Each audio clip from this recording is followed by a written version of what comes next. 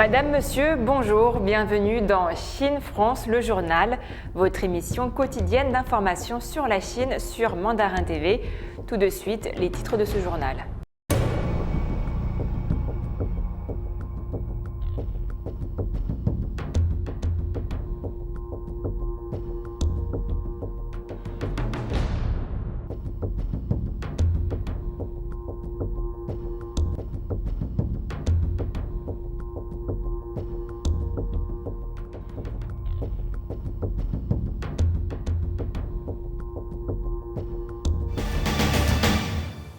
Le premier coup de pioche a été donné le 7 juin à Techang, district de la préfecture de Lianshan, dans la province chinoise du Sichuan, pour lancer le projet d'électricité éolienne des monts Laba, qui fait partie du premier lot de grandes bases éoliennes à construire à travers la Chine.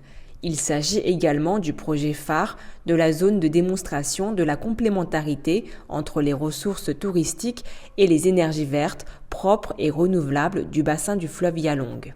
Le projet possédera une capacité installée de 192 000 kW avec 60 générateurs qui seront implantés sur les parties nord, centrale et ouest des monts Laba, le long de la vallée du fleuve Yalong.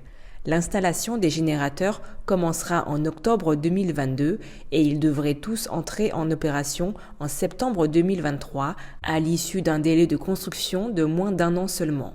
Les conditions de travail sont très pénibles dans cette région montagneuse divisée par de profondes vallées, notamment en ce qui concerne l'acheminement des équipements et des matériels, qui devront par ailleurs répondre à des critères de qualité très exigeants pour fonctionner face aux intempéries de haute altitude. Après son entrée en opération, le projet sera intégré au réseau principal d'électricité du Sichuan et pourra approvisionner la province avec près de 501 kWh d'électricité par an pour satisfaire les besoins de près de 210 millions de foyers, ce qui représentera une économie de 16 000 tonnes de charbon standard et une réduction de près de 400 000 tonnes d'émissions de CO2.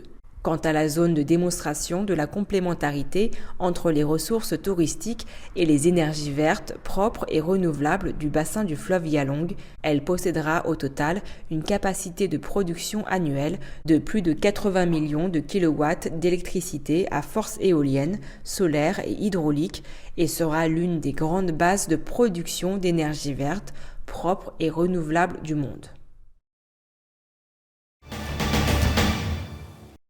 La Chine se classe au 12e rang dans l'édition 2021 du rapport d'indice d'innovation globale publié par l'Organisation mondiale des droits de propriété intellectuelle, progressant de 22 places par rapport à 2012, a annoncé le 6 juin Wang Zhigang, ministre chinois des sciences et technologies.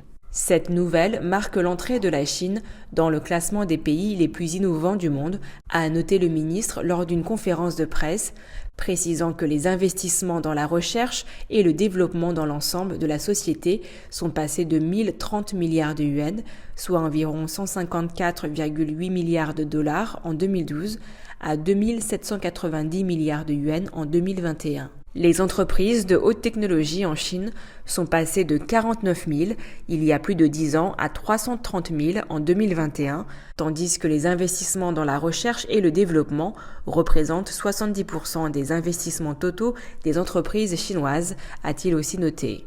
En outre, les entreprises de haute technologie représentent plus de 90% des sociétés cotées à la bourse de Pékin et à la plateforme des sciences et de l'innovation de la bourse de Shanghai, a souligné le ministre. La valeur totale de la production de l'industrie chinoise des services de navigation et de localisation par satellite a atteint 469 milliards de yuans, soit environ 69,6 milliards de dollars en 2021, soit une hausse de 16,3% par rapport à l'année précédente, selon un livre blanc du secteur publié fin mai. En 2021, la Chine est restée la première source de demandes de brevets internationaux de navigation par satellite, avec un total de 98 000 demandes, indique le livre blanc publié par l'Association du système mondial de navigation par satellite et des services de localisation de la Chine.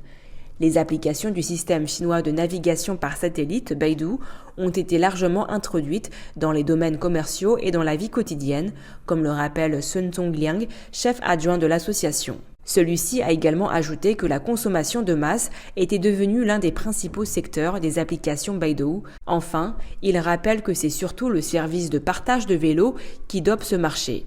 Le nombre de vélos en libre service et équipés d'une puce de positionnement Beidou serait d'environ 5 millions dans l'ensemble du pays, répartis dans plus de 450 villes.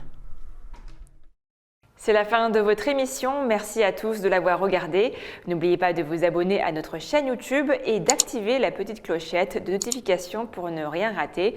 Très belle journée ou très belle soirée à tous.